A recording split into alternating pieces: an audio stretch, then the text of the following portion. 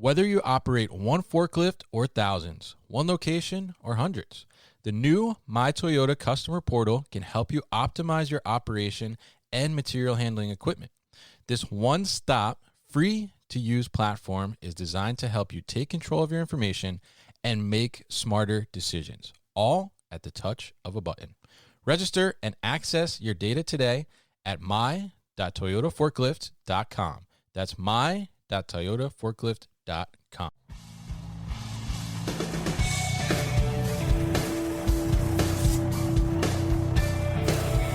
The New Warehouse Podcast, hosted by Kevin Lawton, is your source for insights and ideas from the distribution, transportation, and logistics industry.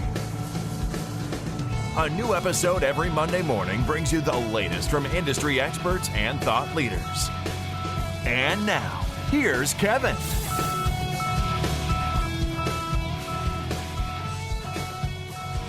All right, it's Kevin Lawton with the New Warehouse Podcast. I'm here at MODEX 2020 in Atlanta. We're at the New Warehouse Podcast booth. It's the end of the day, so I'm stuffed a little bit. It's been a long day. Yeah, my voice is feeling it. So I actually have Aldo McLean, right? He's in the booth. He actually was just walking by. He's an attendee. And he is a assistant professor at University of Tennessee, Chattanooga. He teaches on supply chain topics, operations management topics. So he's very interested in podcasts. So we decided to have him come sit down, talk to us, and hear a little bit about what he's teaching and kind of what the kids are interested in these days, I guess. So Aldo, welcome to the show. Well, thank you for having me. Definitely. Yeah, about teaching is kind of. It's kind of tricky somehow. Yeah. You know, for the most part, what I teach, logistics and some other topics in the engineering college, you know, you don't see it often, right? So my department is engineering management. Okay. We teach mostly. Well, we have brought about more courses in material management, supply chain, logistics. I have another course in facilities planning, facilities management. Oh, nice. We used to have an industrial engineering that would basically deal with the same, but we couldn't keep it up, and we lost it. We lost the program recently. So we have an engineering management, which is kind of a cross mix between engineering and management. So, so engineers can take my courses as part of the minor in engineering management. Okay, I also teach in a master program. It's a master program in engineering management at the University of Tennessee, Chattanooga. It's pretty cool. It's online and in class. Oh, okay. And most topics are a little bit different, right? So I have global logistics as one of them. There in the master program, I have a course or two in supply chain management. It's halfway quantitative and more kind of management skills. Okay. And other courses I teach deals with operations, so quality management, quality control. Those are part of my offers, and whatever is in season, right? Anything that employees are hiring for, we will try to put something together. Last time we had a reliability engineering, basically, or management. Interesting. It's kind of cool. Okay, very interesting. So what are your students, what are your students interested in these days? Like in terms of logistics space and all those types of things, what are they really kind of, I guess, gravitating towards? Yeah, that's kind of interesting because they are not really interested in logistics or supply chain or material management. Really? I have to create that in them, right? So I try to be very vivid and bring about some jokes and wear my mask during Halloween and stuff, But in a sense, they get excited, right? And they start seeing logistics and material management, that type of skills, a little bit different, right? So they know that there is kind of a link between the core of what they learn and what is behind the door, right? So that there is something that they have to do, but they don't know how to do it. This kind of subject will piece it together. They understand that. One of the things I always talk about is free shipping. I'm like, oh man, that's awesome. free shipping, right? I don't buy anything that is not free shipping anymore, right? Who is paying for shipping? Yeah. And that question mark, on their head brings about a lot of questions and, of course, solutions, basically, right? So it's kind of fun. So they're not interested in it, but they realize that it's pretty much a bound. Right. Between the knowledge that they have and the thing, how things have to come together, basically. Definitely. So that's for the undergrad. But the undergrad kids are awesome. They get excited. They are, they understand. Master students, on the other hand, they are a little more tough. Oh yeah. Okay. So you have to go deep. Some of them are quantitative. Some others are more management type of. Right. Kind of skills or experience, but they are looking for solutions. They are not looking for, reviewing a book or telling them about definitions. They want solutions. They want you to give them something that they can take to industry right away and put it to work and solve problems. Interesting. Interesting, the contrast there, but I can kind of see that, I guess, because the master's students, I'm sure the majority of them are already been in the working world, so they're set in their ways a little bit, I guess, right? That's right. Yeah, that's what they need. That's right. Right. So, and I don't want to put you on spot, but can you tell us one of the jokes that you use with the class? Wow. Let me think. I cannot remember now, but I laugh about myself all the time. Oh, okay. Right. I was giving them some credits. I have short exam for each chapter that we review in the introduction to your logistic course. And I say, well, guys, you if you come to MODEX, right, I will waive the full exam, short exam. Actually, I don't waive it. I give you 100%. Yeah. Right. So they got all excited. They didn't believe me. So some of them registered. Yeah. And they were like, "Hey, Dr. McLean, hey, we're going." And I was like, "Awesome. Yeah. Who else? Nobody else? Well, you get two, two exams waived, right?" Oh, so wow. that's kind of kind of exciting for them in a way. And I think there's a lot of knowledge here that if you come here, of course, that actually piece it together for an exam. I mean, the exam for me is just a part of the learning process, right? So this is a learning process. It should be, is equivalent in a way, right? So, that's not the best joke or anything, but, I try to make it fun. Right. And I put myself in the spot all the time, but I cannot think of anything that right now that, comes about. But yeah, that makes them a little happy, and they keep engaged. I hope. Yeah, that's my hope. So you're an attendee, right? So mostly we've been talking to other exhibitors and other companies that are showing here. So why don't you tell us, this is day one of MODEX, so why don't you tell us, just from you walking around, what's your experience and what kind of really is sticking out to you here? A lot of autonomous vehicles. Yeah. For every single purpose. Pallet, individual picking. That's kind of interesting. I usually say that's a model of how vehicles are going to work in the future. Right. We're just seeing here in a small application, but they are kind of intelligent. They communicate to each other.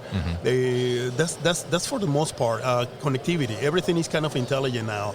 And it will take a while until we get used to it. I was talking to I think his name was I forgot. He's in one of my cards about how connected everything else is. But one of the jokes I pop sometime in my class is about, and this is a fact, I mean, going to Walmart at 5 o'clock in the morning, 5:30 in the morning, or whatever is open, right?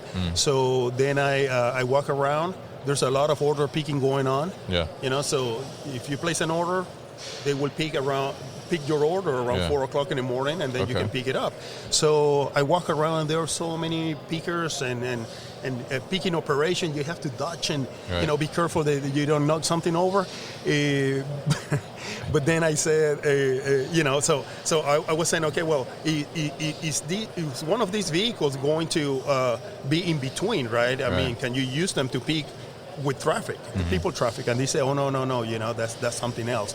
These vehicles are not ready to do that part of the task. It will take a couple of years. But then my part of the joke is that I usually go around and I say, hey, man, there's somebody picking, and I'm like, hey, man, what's going on? hey, what kind of picking do you do, right? Yeah. And they look at me like, hey, get off me, freak, right? But it's a joke. I mean, that doesn't happen for real. I know that will be a little freaky, right? The student laugh at it, but the fact is that there's a significant amount of order picking going on, right? And it feels like we go back to 1920s when grocery stores were those stores with a kind of a front desk, and you will come in with your list of stuff you needed, and they will get it for you. That is right. So, in a way, we're kind of going back to that. But it's freaky if you show up in the morning asking somebody what kind of order picking are you doing, right? Which is an interesting question. But in logistics, just in logistics. Yeah, that's right. So what do you think? So I guess kind of going off that concept, what do you think about the idea of like micro warehouses and kind of warehouses moving closer to the customer, and then maybe like retail shrinking a little bit and making like the back room bigger in a sense? Yeah, those things are those things are kind of hard to understand right now because we are not working on that at that level. But we really need to push it and experience every single different type of picking that will be kind of part of a solution to a customer, right? That's our goal.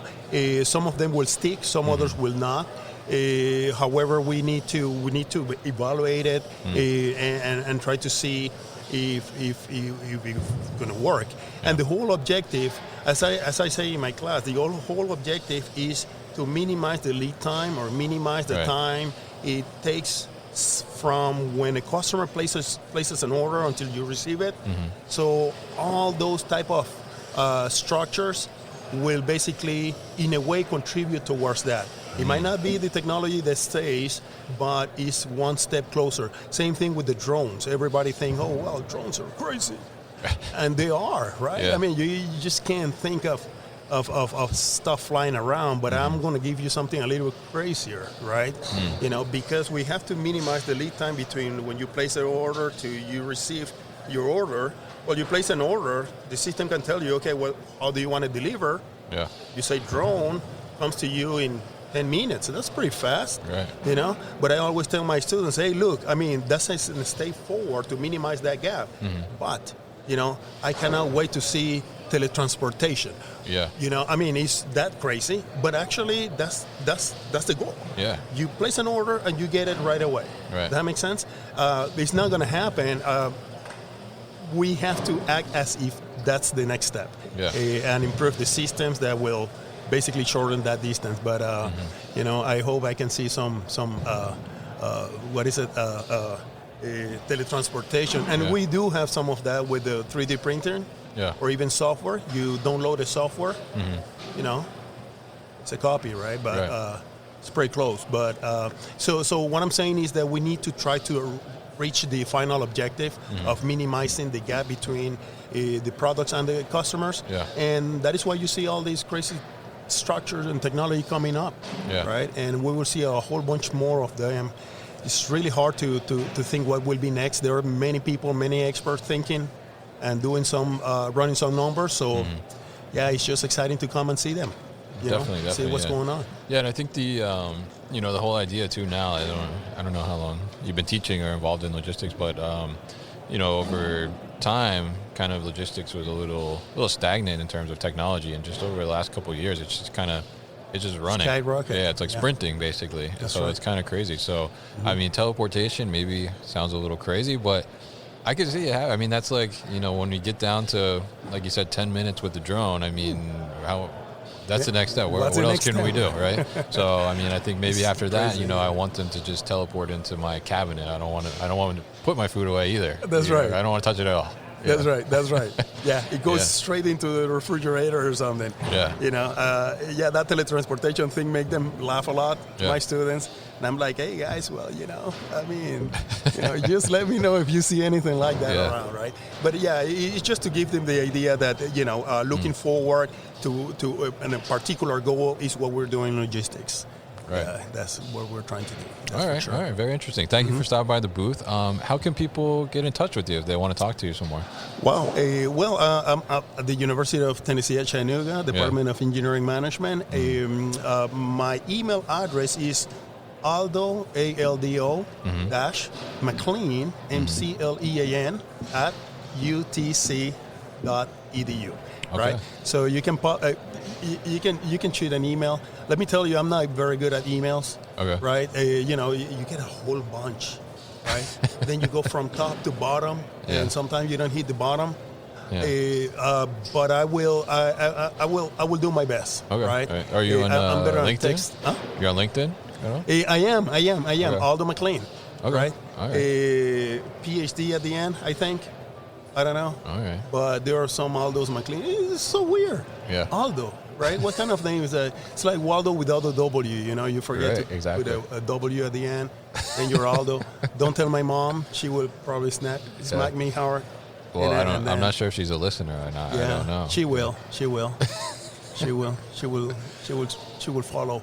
Okay. Follow the podcast. Thank you, guys. This is awesome. I think you do a very awesome job at putting this in the spot because it's kind of fun. Yeah. Hopefully, we can excite the younger generations to do cool stuff, right? Yeah, and make the industry cool as well because it's cool. It's just it's more of engineering. Engineers are boring. Yeah, yeah. Right? Well, I think I'm one of them, though. Part of it too is I think people that are not involved in it yet or might have no interest in it, they just think that it's just this cardboard box that shows up on the porch, but there's so much that goes into it. And that's right. Now with all this technology and everything, it's really exciting and it is cool. I think, but maybe I'm a little nerdy. I don't know. But no, we're actually very, very nerdy. But I tell my students, hey, your house is a warehouse. You buy product, you stock it. Yeah. Your refrigerator, you expire products, and then you have look at your garage. Then you manufacture your dinner. You manufacture your dinner. You have delivery. You have everything. So how different can that be? So it's part of your life. So it doesn't have to be that ugly facility somewhere. Right. And the distribution people that don't want to talk to you. It's all over, right? Yeah. It's a piece of everywhere, definitely. Right? Even in concerts and all that. So we're geeky. Yeah. Yeah, it's good. It's good. All right, Aldo, thanks so much for coming on, and we'll post your contact information on newwarehouse.com as well if people want to reach out to you or are interested. Awesome. Maybe some younger people are interested in your programs. Awesome. I appreciate that. Kevin and Eric, thank you for your time. All right, thank you. Awesome. You do a great job. All right. Bye. You've been listening to the New Warehouse Podcast with Kevin Lawton. Subscribe and check us out online at thenewwarehouse.com.